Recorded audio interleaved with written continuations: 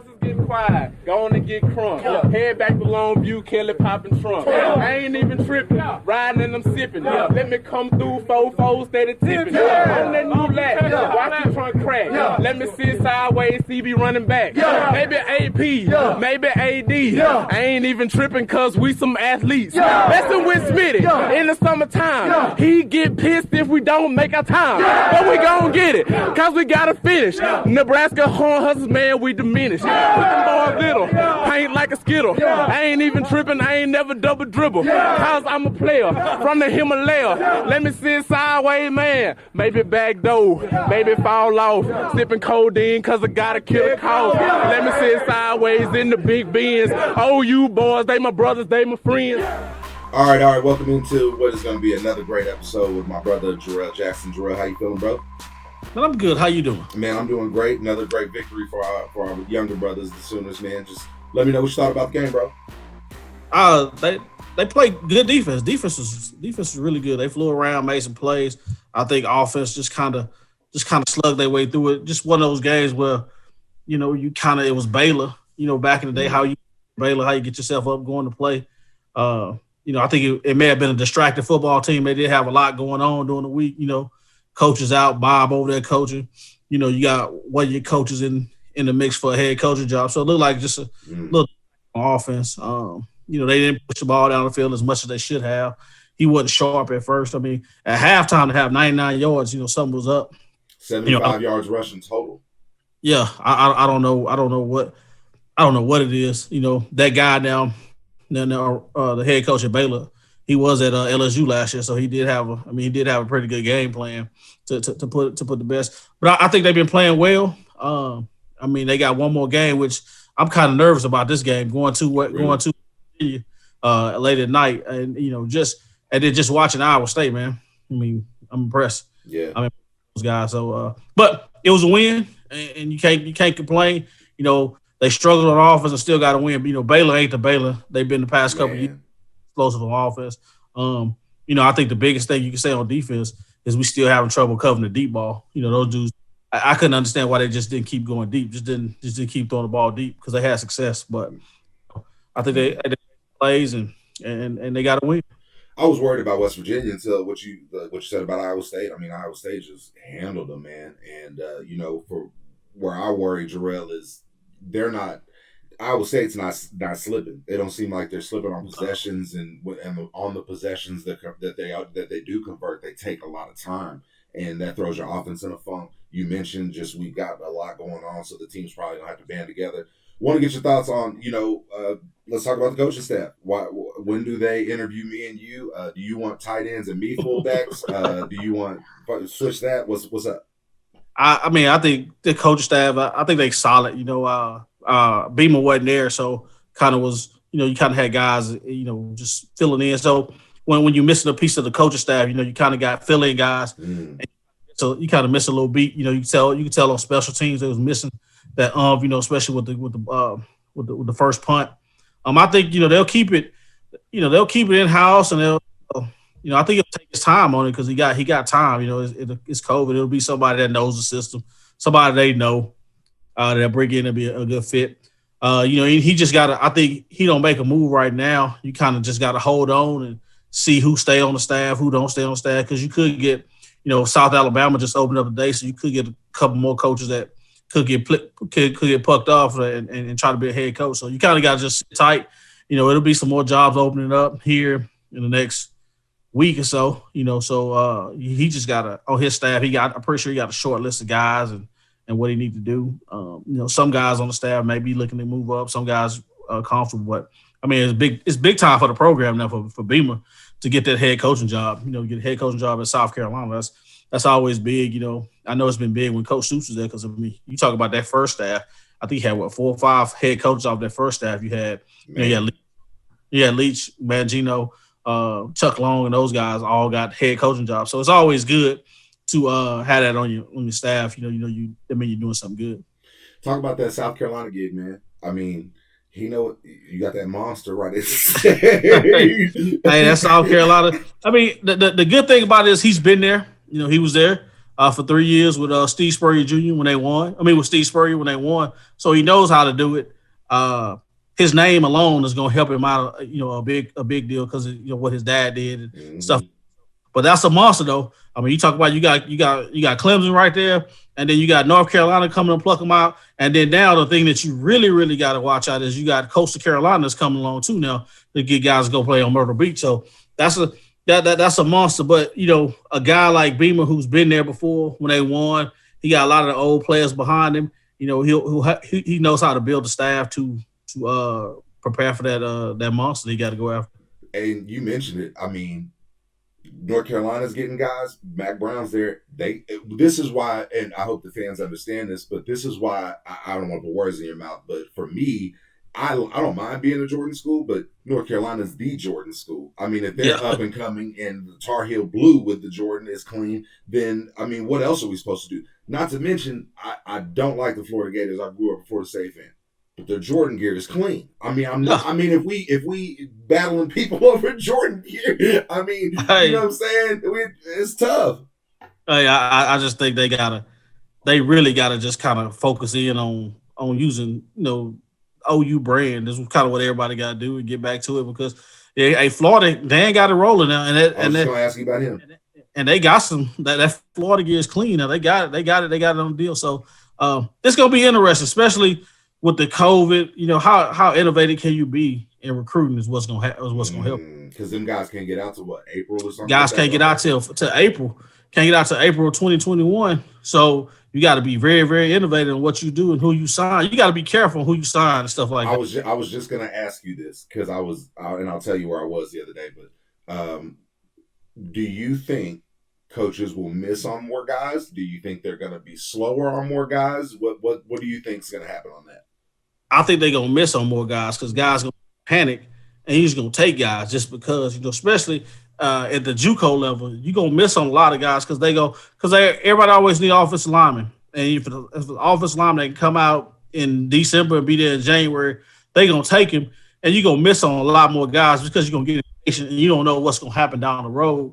So I think you're going to see a lot of guys who would never get Power 5 offers get offers now. Because of the pandemic, because guys can't get out. Because all you really got to do now is if I'm a kid, put together a hell of a practice highlight tape, show them working out, send it to them. That's all they got because they can't come see you. That's all they got. You got to be. If I'm a kid, you got to be a great salesman. You'd be a great salesman right now. And they're not taking no ACT scores, this year. So you just got to sell yourself. And them kids, trust me, they out there selling themselves. Right now. I mean, FIU took a wide receiver from us who I had to call and ask what y'all looking at? I mean, what? But they took him because he can run, And then we got an offensive lineman right now who he's getting some Power 5 looks. Is he a Power 5? He's not a Power 5 starter. He probably can give you a field goal block or something like that on the Power 5. But he's got like 3 or 4 offers. So they gonna miss on a lot more guys. And here's where it's gonna hurt, JD. It's gonna hurt a lot of those seniors that's in this 2021 class of high school seniors.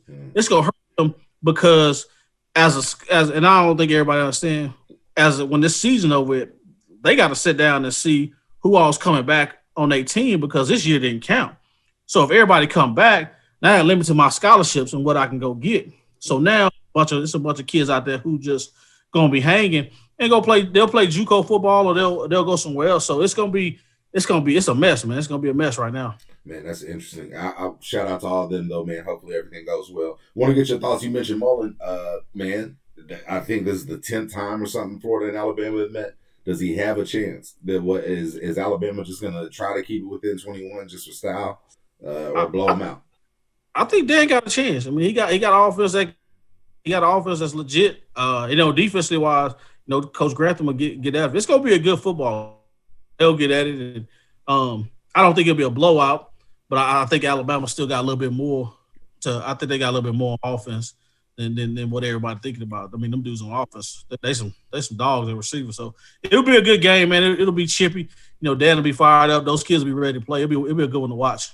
I kid about the style points. Does it surprise you that 3 of the top 6 teams in the country are SEC? What about A&M? What about A&M? You think they can get in? A&M it's gonna be tough. I mean, it's gonna be tough just because Florida got that. Florida got that. They got that inside track, man. It's hard being in the West, man. And it's hard being in the West because you got that one team who, unless they have a bad year, man, it's hard beating them now. That West, when you got to go through, when LSU is good, you got to go through Auburn, you got to go through Ole Miss, and Mississippi State will always be hard, and then you got Alabama. That's a monster. If you're on the other side with Florida and Georgia, you kind of get a pass because it's only them two play each other and get to the end. So I think A&M is going to be on the outside looking in. At the end of the day, I think it'll be Alabama, Ohio State, and then the two ACC teams. I think unless Notre Dame just line up and beat Clemson again, which I don't think will happen. Yeah, I was just going to ask you about that. You think Clemson win? I think you get two ACC teams in. What do you think about us going forward? You think, you said the West Virginia game worries you. You think we just go up there and pound them? You think we play well? What do you think?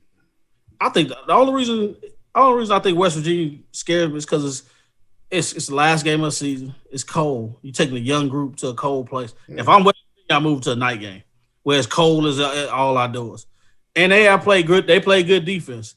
And if they go out there and play like they did yesterday, it'll be a game for a minute. Anything can happen up in West Virginia. That's the only thing that scared me is the mindset of what they're gonna do on offense when they come out. Are those young kids gonna be able to go up and adapt to the cold environment and play good football? Defense wise, I think they got enough. I think they got enough dogs on there with Ronnie Perkins coming back, being the leader, that they starting to turn things around up front, and them dudes up front are doing a good job. So defensively wise, the only thing I worry about is just covering the deep ball. And I'm gonna contribute this week to they might overlook Baylor a little bit on offensive wise, and then was getting ready for the last two games and get ready to go. Man, Big 12. I want us to get there. Jarrail, we're probably not. Do you think we have a chance in the playoff? Do you think there's an outside chance for us? No way. I don't think we get a chance in the playoff. I think we play in the Cotton Bowl, be happy. Play somebody. Probably play an SEC team in the Cotton Bowl and be good. Might play A&M. Might be OU versus A&M, which will be a good draw. And then you get to measure yourself. One of the top teams in the conference and see where you at. You go out there and handle them and do a good job. Then you can spring forward you to recruiting. I just think the two losses we got right now, it's not going to be another 2-loss team unless Michigan just say I ain't gonna play Ohio State. Now Ohio State can't go because they don't play them. So that's the only way I see us getting in. They had to go up there and shut West Virginia out, and then come in the Big 12 championship game and just take Iowa State behind the woodshed and just beat them down. And that's for us to get in. Man, I feel you. What you think about Coastal? You mentioned them coming up. That was a crazy game with them and BYU. And that was a great. And I got respect for both programs because BYU took that game on a 48-hour notice to fly all the way across the country to Coastal Carolina just to show everybody they can play.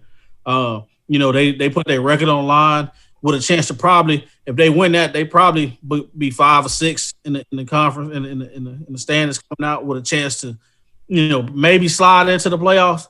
But they went out there and played. I mean, it was a great football game. It was a great football game, man. That's two up-and-coming teams. That's two teams that you don't want to play. If I'm a Power 5 team, number one, I don't want to play BYU because they physical. They older than everybody else, and they're going to get at it. And then Coastal, they do a good job of that offense. That offense mixing the old school. You like that offense mixing the old school. Absolutely. Let's go. Yeah. Mix the old school option in with the spread. Fullback is the most important person on there. He doing a great job out there, man. He doing a great job out there. I love it. Nah, and then that was a good football game, man. That was a good football game. What's going on in the Pac-12, dog? What's going on with Oregon? Let me know. Man, Pac-12. Hey, it is what it is. They got that. See what type of football it is, man. Hey, you gotta be mentally tough, and you gotta understand that was the last conference to jump in and play. So halfway in, and and all political out there about they want to be treated this way and treated that way. So they're playing like it right now. People treating them like it. Pac-12, the Pac-12 is not going to be back until USC is really, really back. When USC is USC, then the Pac-12 will be back. Other than that, it ain't gonna be nothing. Your boys Washington State got them tonight. What you think? They got SC tonight. I mean, I think SC will win. They just got they'll eke out a win. They just got more athletes than what you got in Pullman and the Coliseum. So I think Graham them will do a good job of having the guys ready to play. I mean, the thing about it is, man, the right coach at USC, if you get the right coach at USC, nobody in the country can beat you. Yeah. Nobody in the country, because they got so many athletes right there in those four corners that you can control that. And if you can control those four corners and then get Snoop in you, I mean, you see Snoop on the Corona commercial. Oh yeah, the commercial, and then the Roy Jones fight. The Roy Jones fight. He on the. Hey, yeah. if I was a head coach and I got the job at USC, I'm hiring Snoop. Hey, you my direct player personnel. Yeah. Hey, you my player personnel. Hey, do what you want to do. Hey, ain't no. I ain't gonna drug test you, man. Hey, do what you want to do. Do what you want to do. I'm dead. Yes, that is great. Hey, I don't know how Gary Patterson does it. He be down 14-0, 20 something, and then just turn around and he win the game. And then OSU. Old school, man. Just typical OSU. Typical OSU. After they lost, But Gary Patterson is a good football coach, man. He gonna get after it. He ain't gonna panic. He gonna chalk this up as a down year. He gonna still say he a defensive genius and got at it. I think at OSU, those guys they ain't playing. Like they got a lot of talent. They start off hot, and then as soon as they lose and get hit, they kind of just go downhill. And that's what happened, man. I mean, they got a lot of talent down there. They got a lot of talent, but it's hard to get them to play night in, night out. That's just I don't know what they're doing on the coaching staff down there. But I mean, that's OSU. You can expect that. It's Cowboy school. Yeah, true. They scholarships. What everybody's gonna want to know about Texas. Your thoughts on Texas? What do you think? Man. Do you think Herman stay? Do you think they keep Herman? Do you think they go somewhere? My personal opinion, he out of there. Really? He's out. Wow. And I don't think Urban Meyer is gonna be the guy, because why would you? Tom Herman is just Urban Meyer. They was on the same staff. They work together. So why would you bring in another guy who's the same guy? Now, the key to getting Urban is it's Urban and there's four other dudes that go with him, but those other three still working for Ohio State. So I don't think they're gonna leave Ohio Texas. And Texas got unreal expectations, man. Just like they said on SportsCenter, they got unreal expectations. I mean, the dude's doing a good job.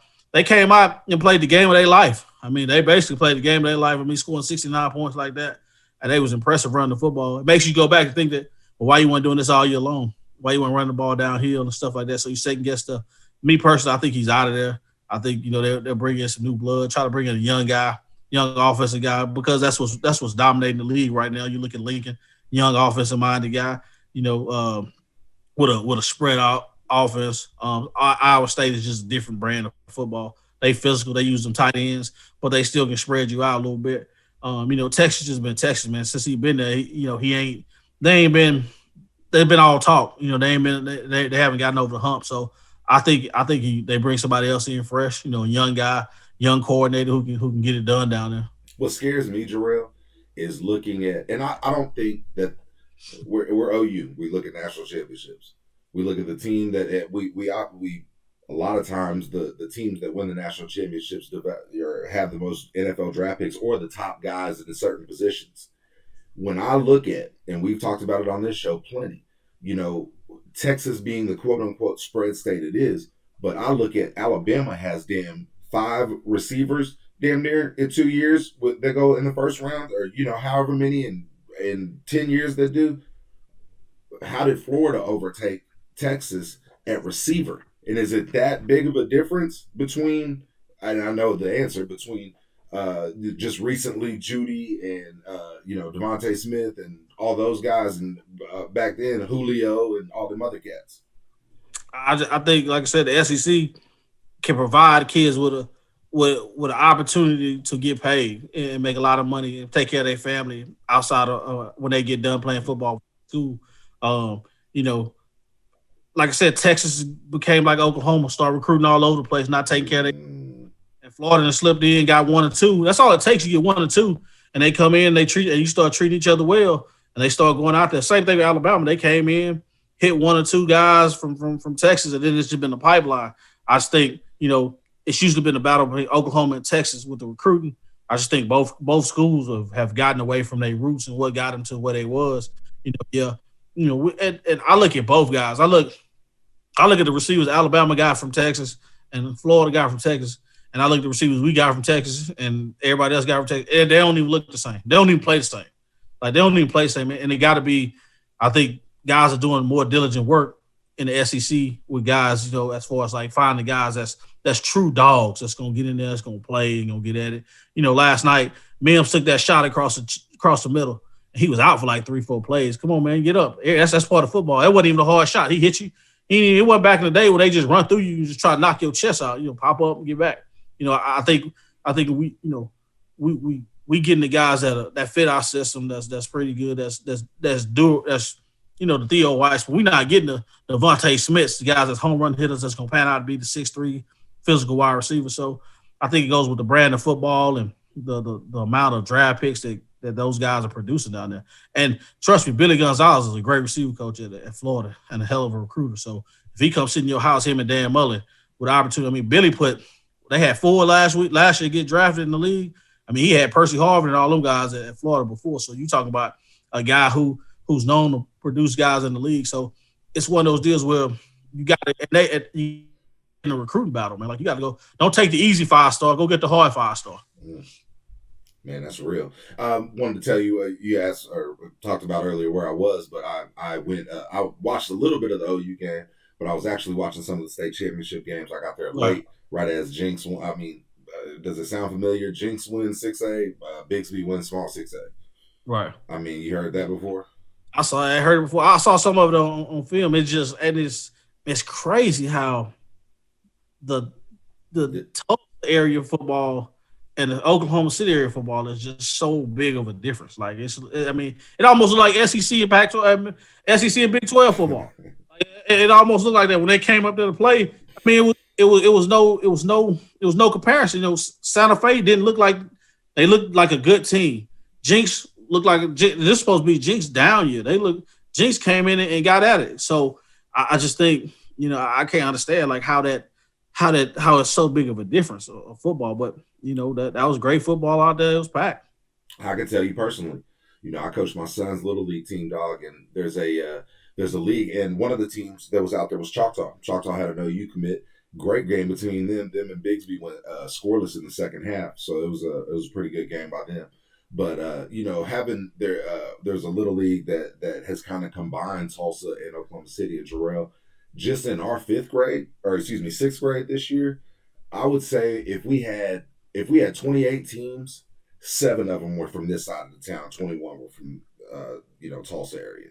You know, we'd have 7 different cities, and it's become a cool deal. You can play at the high school and, you know, grow up and do that, and they can do that. The teams up there, there's 10 schools that have multiple, there'll be 4 Tulsa schools, Bigsby, Owasso, Jinx, Broken Arrow, that have multiple teams at a certain age. Over here, we got 1, Choctaw. Choctaw will be the only one that'll have multiple teams at a certain age because it's just not that many. I don't know if it's just the kid interest, if it's the amount of people in it, whatever. But you again, and you look at these, you see those same teams turn around and Jarrail, you know, football. Hell, you play one of them teams in 5th or 6th grade. They incentivize this league. It's hilarious. They incentivize the extra point. They give you 2 points for that, and they'll give you 1 point if you run it in. So, bro, you playing 4th, 5th grade teams, they lining up, kicking it straight through the uprights like it's nothing. You like, bro, where they do that at? I ain't mad at them. Hey, that's like that's like I got a cousin. He plays in that Charles Thompson League in the city of Woodson. Like I don't understand why, you know, they talk so much noise between each other. Go up there, get you a couple teams, and go play a Tulsa team where you got the opportunity to get. You know, I think the biggest thing, most people scared to go get beat. They think something's gonna be wrong. Ain't nothing wrong to go get beat. You learn from it, you bounce back. You know, it's a team like I think it's Impact U that play in. So they went down to Atlanta and played. Hey, that's different brand of football. Them dudes came out and they got after them and they beat them. You know, and then they want to say, well, that's because we don't do kickoffs. Well, then you got to adjust. You should know that before you go out. Before I go out there, I'm gonna know all the rules. I ain't gonna show up and say, well, dang, we doing kickoffs. That's on y'all. Y'all should call the fight up for that. But my biggest gripe with them is y'all fight between each other. Y'all fight between the little inner city league Why not take your best team, since y'all think y'all good, take your best team and go to Tulsa and play one of those Booker T teams or play a Broken Arrow team or play somebody like that where you can gauge, where your kids can gauge, because these are they gonna have to play while they here so they can gauge themselves on that stuff.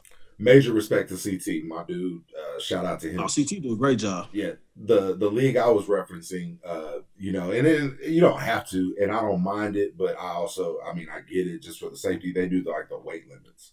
Oh, the weight limit. Yeah, I don't know if and it's in our grade you can be as big as you want and play, but other grades if you're a certain size you got to play up. They put that stripe on your head like they used to do in Texas. You already know they got. They can't carry the football. My son, you look over there, you be like, man, he too big. He got that stripe. You already know. He can't carry the football, so we good today. He can't carry the ball. Mm-hmm. Yeah. But yeah, my son stayed with an X on his helmet. I ain't tripping. Told him the only way you touching the ball is snapping it. So he snapped the ball. I ain't mad at him. You know what I mean? Hey, he playing though. He getting that experience. Getting it in. I ain't mad at him. Hey, and and the lesson, Jarrail, and you can tell it. And you're a wide receiver coach, a great one at that. Even though a lot of people want their kid to play wide receiver, his ass better be able to learn how to block. He better be able to block. He got to learn how to block. If you can't block over here with me, you're in trouble. Like we'll put you on that sled. I had him on the sled 2 weeks ago.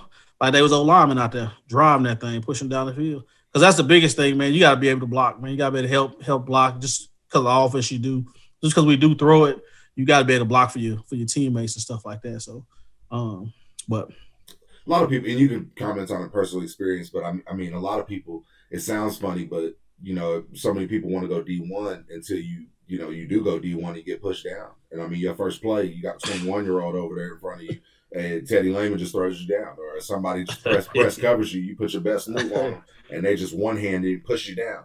Hey, I ain't gonna lie. My first week at OU, I was talking to us. I was a freshman coming from Houston. I think it's the same thing. I lined up with Darius Johnson, and back then OU those bushes right there. Yeah, Darius Johnson. I went against a couple freshmen first. Was feeling good. Got some stuff off. Called Darius. Darius put me into the bushes and wouldn't let me out. Like then every time one-on-one come, I ain't a guy who skip reps, but every time I came, Darius would jump up there. I would be looking like PJ, you want to go? Nah. But it made me better. Like Darius put me in there. Then Wendell Davis would give me. This is how Wendell would give me. Wendell would give me in meetings because we had that old meeting room and the doors was like, so they was like side by side.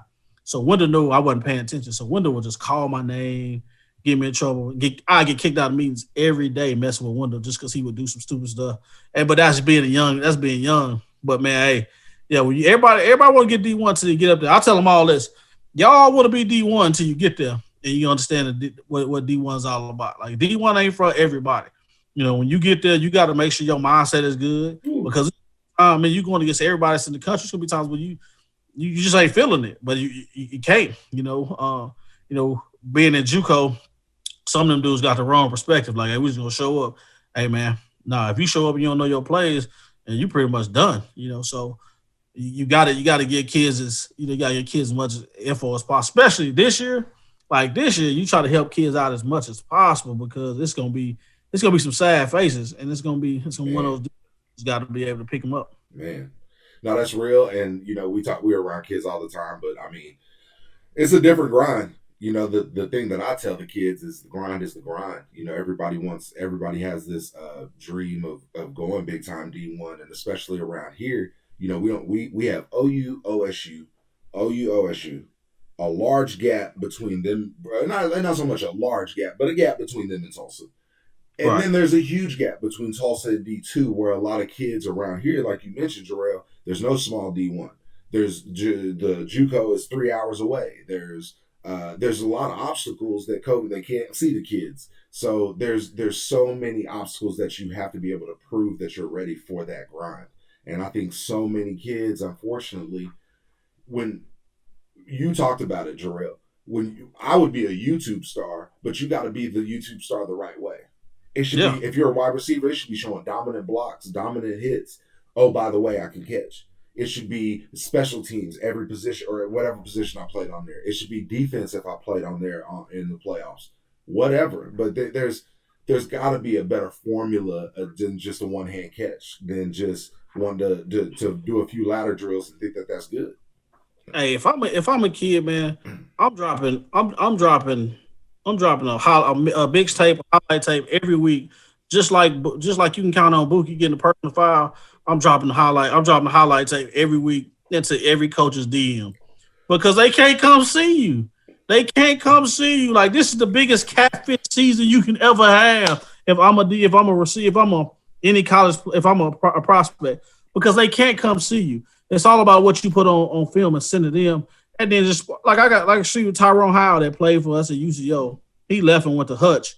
He he did a highlight tape where he ran a hitch and go on a DB and the DB fell down. He sent it and it went viral. And he got a scholarship offer. He ain't caught a college pass yet, but he got like 3 scholarship offers right now. Wait for when he come out. So if there's any parents out here watching, hey, get your kid out there on a Sunday, let him run some routes.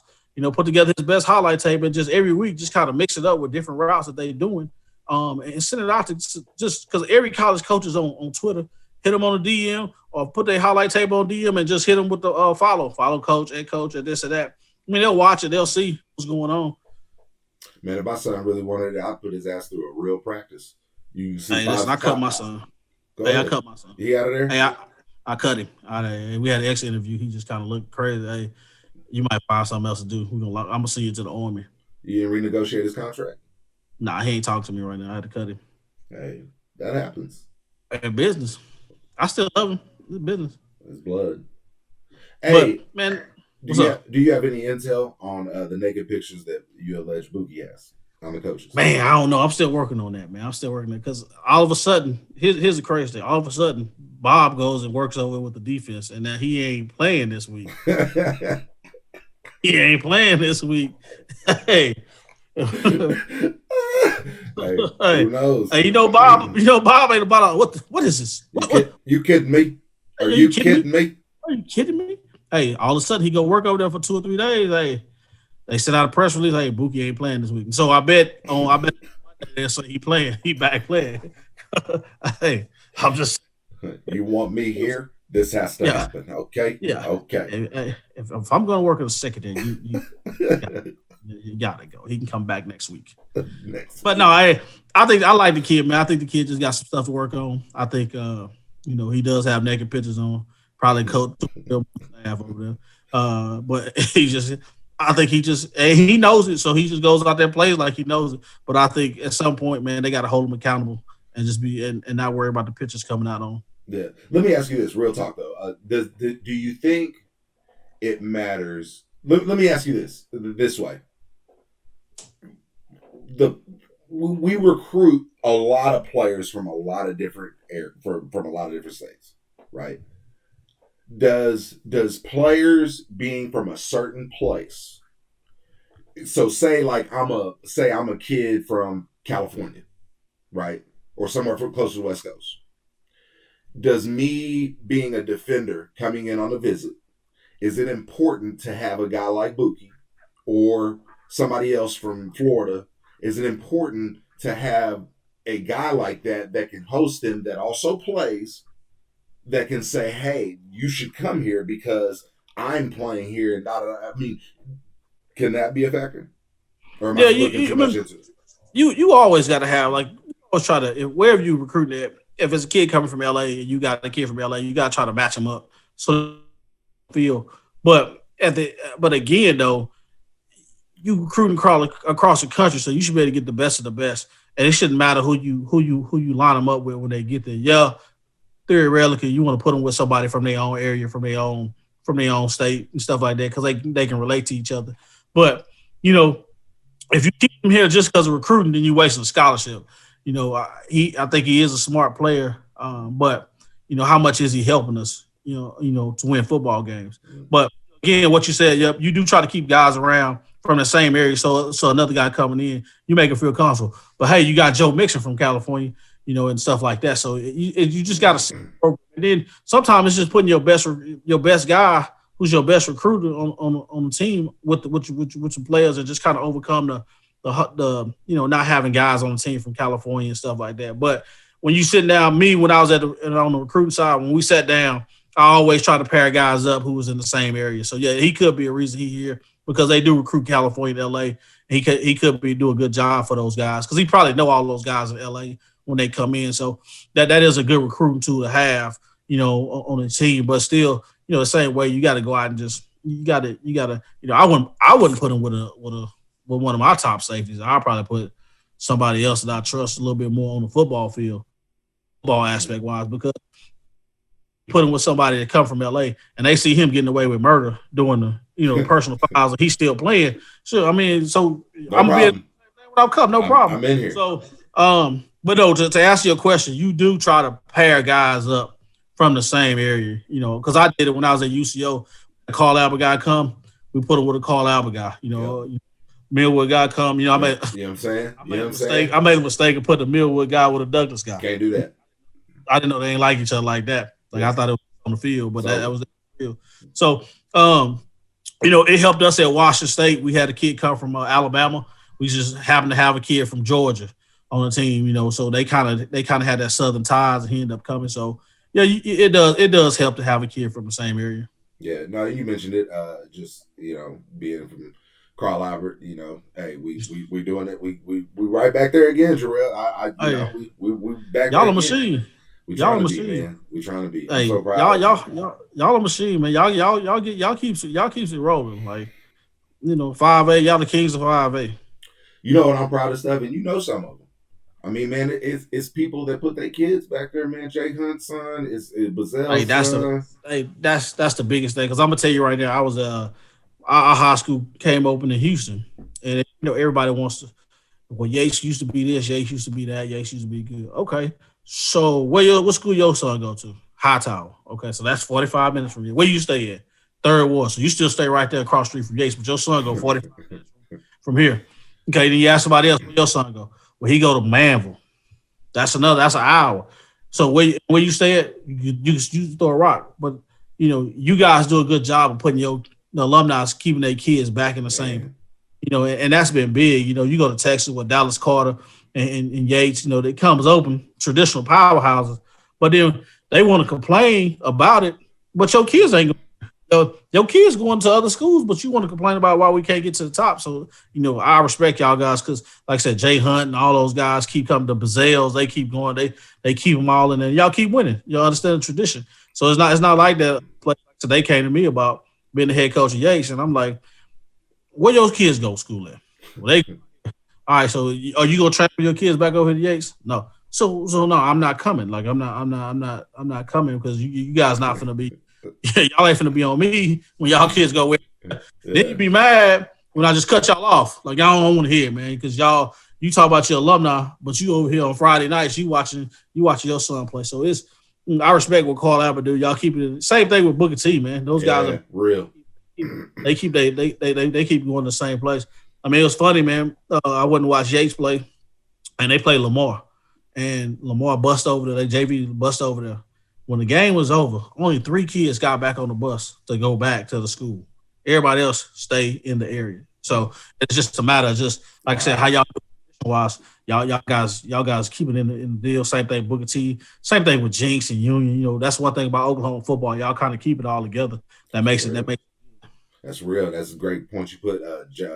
Freaking Jinx has a lore that's there. You see the names, you just like, damn, really? Like there's another.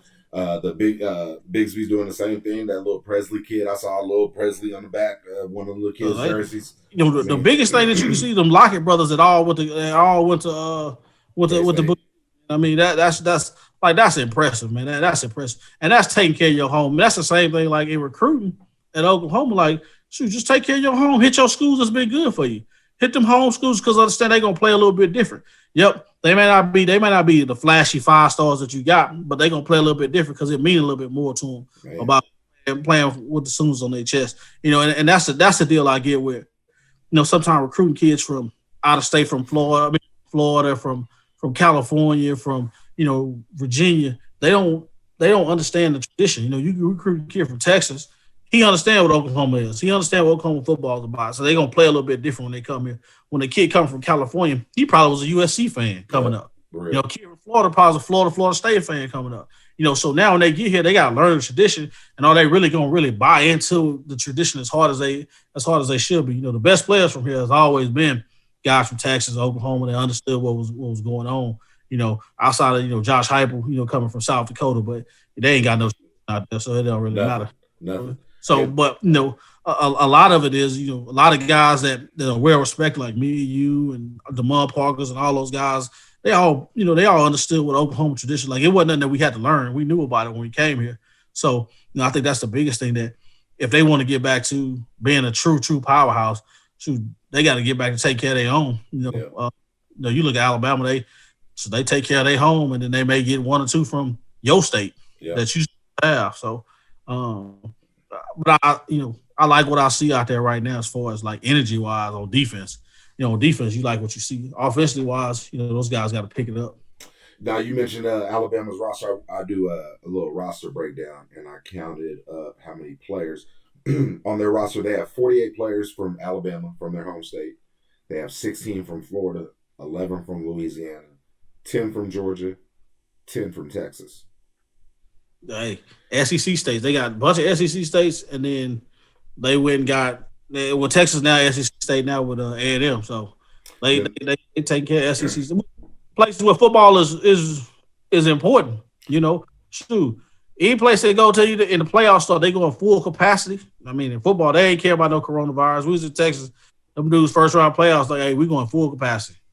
Hey, there it is. We're gonna find a way to make it happen. You'll find a way to make it happen. They got a bunch of other states, South Carolina, Cali, but no other state. But after those first 5, no other state has more than 4 players from it. So, like you said, they just cherry picking after that. They do a good job. Like, they zero in on the dudes that they want, and they don't mind going and getting in the battle, man. They gonna go battle for you. If that's what they want, they gonna go battle. And I think sometimes we get caught up in the who offered the kid. The LSU, Alabama, and they offered him, okay, so started out. Okay, who offered this 5-star?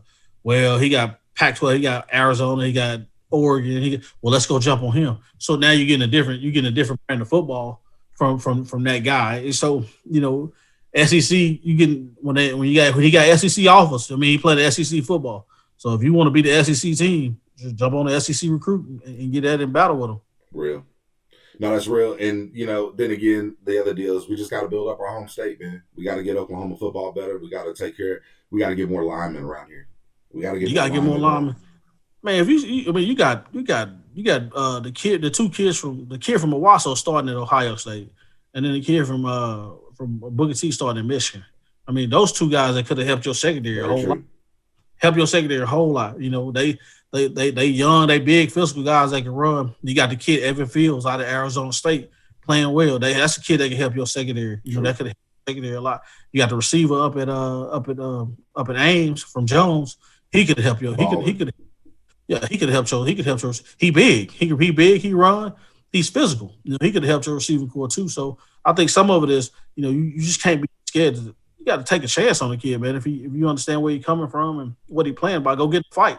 Go get the fight and get at him. There's no way those 3 should have got out of the state. That ain't never happened. I just seen Coach Stoops drop a dime on Ryan Broyles in the last week of recruiting and flipping. He stayed at home instead of going somewhere else. So it's just got to be. It ain't like that no more. No, that's real, man. It's gonna be a great pod, man. Let's plan on doing it again, brother. So let's do it again next week. It'll be a great one. Let's do it. All right.